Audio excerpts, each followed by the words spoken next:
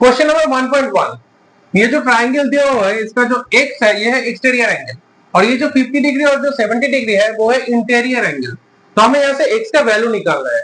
तो एक्स का वैल्यू हम ऐसे लिखेंगे x equals to 50 degree plus 70 degree और इसका रीजन क्या लिखेंगे, रीजन लिखेंगे exterior angle of a triangle is equal to the sum of opposite interior angles।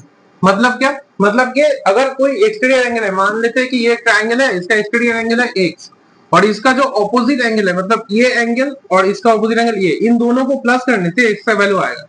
तो यहाँ पे आंसर क्या आएगा, यहाँ पे आंसर होगा x, इन दोनों को प्लस करने से आता है 120 degree.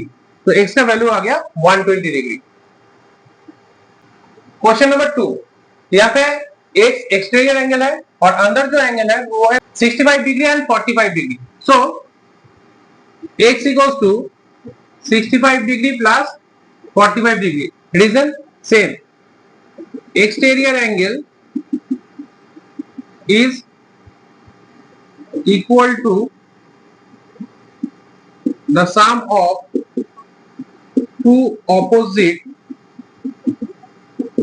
interior angles.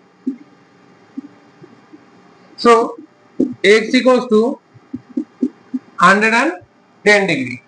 Next question number 3, x exterior angle है और 30 और 40 जो है वो है interior angle. So x equals to 30 plus 40, statement same लिखेंगे, exterior angle is equal to the sum of two opposite interior angles। so यहाँ पे x का वैल्यू आ रहा है 30 प्लस 40 70 डिग्री। क्वेश्चन नंबर 1.4, जो डायग्राम है x है इसका इंटीरियर एक्सटीरियर एंगल और अंदर जो दो इंटीरियर एंगल्स है उसका वैल्यू है 60 डिग्री और 60 डिग्री। तो हम यहाँ पे x इक्वल्स टू लिखेंगे 60 डिग्री प्लस 60 डिग्री, स्टेटमेंट वही होगा जो पिछले मैथ में हुआ था, exterior angle is equal to the sum of two opposite interior angles. So x का वैल्यू क्या होगा, x का वैल्यू होगा 120 degree. Solve. Next question number 5, यहाँ पे इंटीरियर एक्सटीरियर एंगल है x और इंटीरियर एंगल है 50 और 50, दोनों एक्सटीरियर दोनों इंटीरियर एंगल 50 एंड 50 है। तो हम यहाँ पे लिखेंगे x equals to 50 degree plus 50 degree, statement क्या होगा, exterior angle is equal to the sum of two interior angles. So x का वैल्यू होगा 100 डिग्री और ये हो गया सॉल्व। क्वेश्चन नंबर 6, इसका जो एक्सटीरियर एंगल है उसका वैल्यू वो है 1 और इसका जो इंटीरियर एंगल्स है वो है 60 डिग्री और 30 डिग्री। तो हम यहाँ पे सॉल्व करेंगे, x equals to 60 degree plus 30 degree, इसका स्टेटमेंट क्या होगा, exterior angle is equal to the sum of two interior angles. So x equals to 90 degree और ये हो गया सॉल्व। क्वेश्चन नंबर 2.1, इसका जो एक्सटीरियर एंगल है वो है 115 और इसका जो इंटीरियर एंगल है एक है x और एक है 50 डिग्री। तो हम इसको ऐसे सॉल्व करेंगे, x plus 50 degree equal to 115 degree, statement sum of exterior angle is equal to the sum of two interior angles. यहाँ पे एक्सटीरियर एंगल 115 है और इसका जो इंटीरियर एंगल्स है एक है x और एक है 50। तो हम इसको ऐसे लिखेंगे, x plus 50 is equal to 115 और statement sum of exterior angle is equal to the sum of two interior angles. So next line में हम x को ऐसे रखेंगे और 50 को उस तरफ भेज देंगे, तो ये हो जाएगा 115 माइनस 50। तो ये हो गया x इक्वल टू, इससे अगर हम 50 सब्ट्रैक्ट कर दे तो ये आ रहा है 65 डिग्री और x का वैल्यू है 65 डिग्री। इस डायग्राम में एक्सटीरियर एंगल जो है वो है 100 डिग्री और इसका जो इंटीरियर एंगल्स है वो है 1 और 70 डिग्री। तो हम इसको ऐसे सॉल्व करेंगे, x plus 70 degree is equal to 100 degree.